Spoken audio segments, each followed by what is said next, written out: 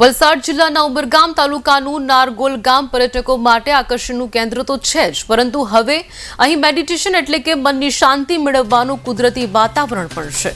નારગોલમાં ધાર્મિક મંડળો સાથે જોડાયેલા અને મેડિટેશન સાથે મનની શાંતિ મેળવવા લોકો અહીં આવે છે।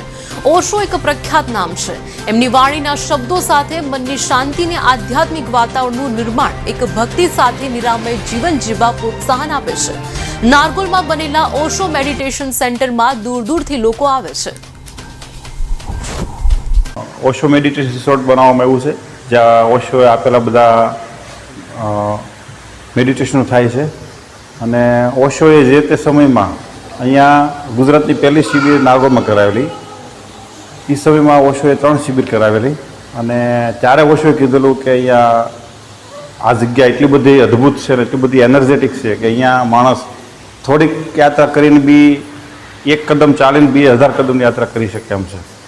અને અહીંયા જેટલી શાંતિ છે, અહીંયા જેટલી એનર્જી છે, આવી આખા દુનિયાભરમાં કોઈ જગ્યા એવી નથી। એટલે અહીંયા જે તે સમયે એમણે કીધું કે અહીંયા રિસોર્ટ બનવું જોઈએ, મેડિટેશન સેન્ટર બનવું જોઈએ, પણ ત્યારે ના બન્યું અને હવે એ અહીંયા બન્યું જે ઇન્ટરનેશનલ લેવલનું છે।